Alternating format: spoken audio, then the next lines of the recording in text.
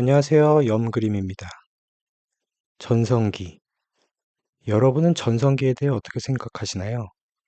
시간이 흐른 뒤에야 비로소 확인되는 한 사람의 삶이나 능력이 가장 밀도 있게 응축되었던 구간이죠. 최근에 관심 있게 보고 있는, 계속해서 전성기를 미래로 미루고 있는 어느 아티스트에 대해 얘기해 보려고 해요. 그를 접하게 된 건 SBS 오디션 프로그램 K-팝 스타에서부터인데요. 처음에는 그저 음악을 좋아하는 귀여운 학생 자매 참가자라고 생각했어요. 자작곡도 선보인 노래도 귀엽고 아기자기한 느낌이었죠. 그 오디션에서 그는 대중들에게 충분하게 어필되는 자작곡을 연달아 선보이며 신드롬을 일으켰고 최종 우승까지 차지하게 됩니다.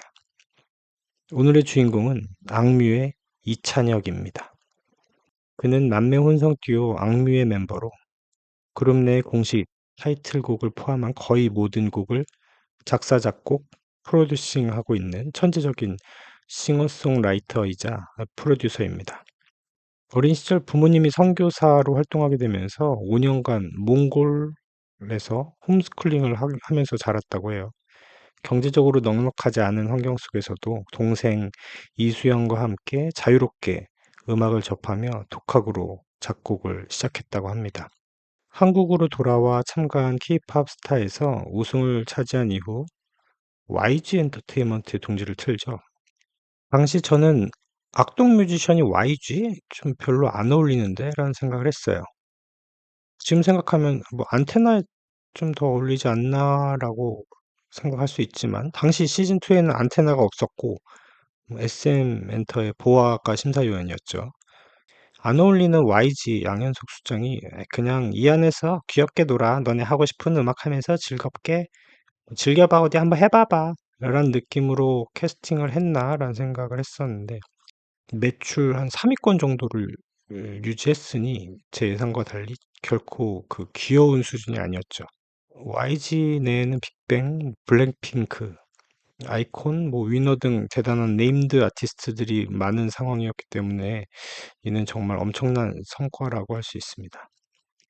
이찬혁은 2017년 9월 22세라는 비교적 이른 나이에 해병대에 자원 입대하게 됩니다.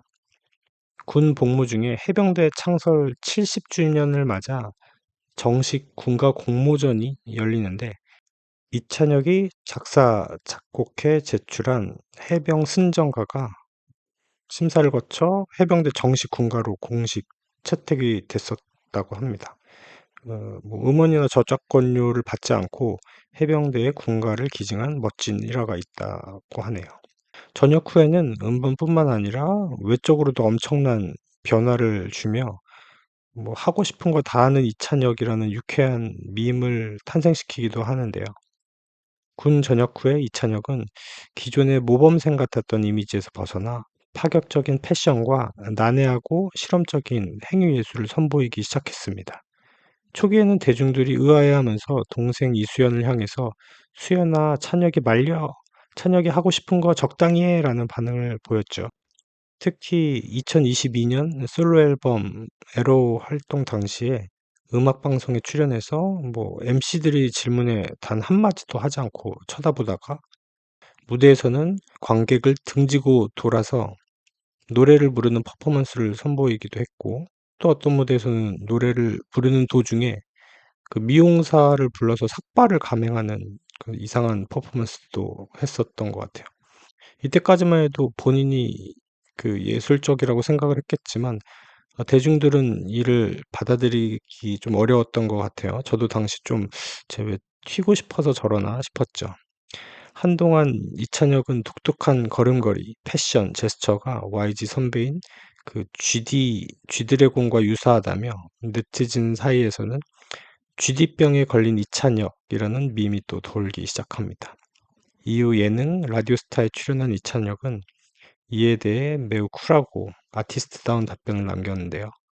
"내가 봐도 멋있다고 생각하는 길을 가고 있을 뿐이다, 자기는.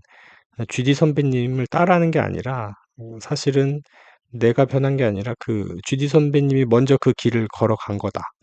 나도 내 길을 가다 보니 겹쳐 보이는 것이다라고 명언을 남겨서 감탄을 자아냈습니다. 그의 독창성이 점차 인정받으면서 대중들의 반응은 이제 조금씩 바뀌었죠. 찬혁이 하고 싶은 거 다 해로 바뀌었습니다. 정규 3집 항해의 세계관과 연계된 소설 물 만난 물고기를 집필하여 베스트셀러 작가 반열에도 오르게 되는데요. 이런 거 보면은 음악도 음악인데 참 이찬혁이란 사람은 글을 잘 쓰는 것 같아요. 뭐 이런 얘기도 있었죠. 노벨 문학상을 받은 한강 작가가 택시 타고 가던 중에 악뮤의 어떻게 이별까지 사랑하겠어? 널 사랑하는 거지. 라는 노래가 흘러나와서 당시 작가는 그 아는 노래고 타이틀이 유명하다는 건 알고 있었는데 뭐 마지막 부분의 가사가 완전히 다른 의미로 다가와서 눈물을 흘렸다라는 에피소드가 있었는데 이찬혁의 문학적인 깊이는 어떻게 보면은 노벨 문학상 수상자의 감성까지 터치한 대단한 글솜씨가 아닐까라는 생각을 했어요. 이찬혁은 악뮤의 거의 모든 곡을 혼자 작사, 작곡하기 때문에 그 저작권 협회에 등록된 곡만 해도 100곡이 넘는다고 해요. 어, 그래서 이제 동생 이수영과 수입의 격차가 엄청나다는 에피소드가 종종 언급되기도 하는데요. 과거에 이수연은 오빠가 저작권료가 따로 나와서 이찬혁은 매년 그 억대 이상의 저작권료를 받는 것으로 알려져 있죠. 이 수입을 바탕으로 홍대 건물까지 매입하는 건물주가 되기도 했답니다. 부럽네요. 정작 본인은 돈을 쓸 때 패션이나 아이템, 뭐 예술적인 영감을 주는 소품 외에는 크게 뭘 사고 싶은 게 없다라고 밝혀서 진정한 예술가형 자산가의 면모를 보여주었습니다. 그리고 최근에 이찬혁은 또 한 번의 예상 밖의 선택을 합니다. 무려 12년 동안 몸담았던 YG를 떠나서 동생 이수영과 함께 독립된 레이블 영감의 샘터를 설립했죠.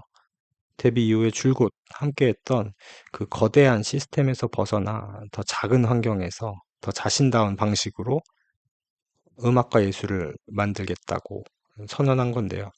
흥미로운 건 이 결정 역시 좀 대단하다. 이찬혁답다라는 점입니다.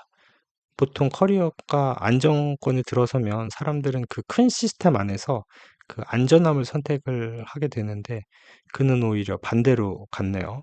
더 자유롭게 만들기 위해서 더 자신다운 영감을 따라가기 위해 이미 증명된 길보다 아직 설명되지 않은 길을 선택하게 된 건데 그가 새 회사의 이름을 영감의 샘터라고 지은 것도 이런 상징성에 가까운 것 같아요. 결국 이찬혁이라는 사람은 그 성공 자체보다도 계속해서 그 새로운 영감을 발견하는 삶에 더 가까운 사람처럼 보입니다.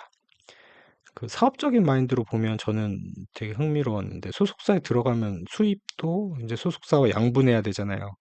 그리고 지금 곡도 만들 수 있겠다. 프로듀싱도 가능하다라고 하면 새로운 시도할 때 허들이 될 만한 요소, 그러니까 소속사에서 이제 의사결정을 방해하는 사람이 분명히 있을 텐데 그런 요소도 줄일 겸 음, 그리고 지금 여러모로 이 시기에 딱 좋은 선택이 아닐까 싶어요. 그 동생의 그 약간 암흑의 시기도 지금 어떻게 보면은 벗어났기 때문에 좋은 선택이라고 생각합니다.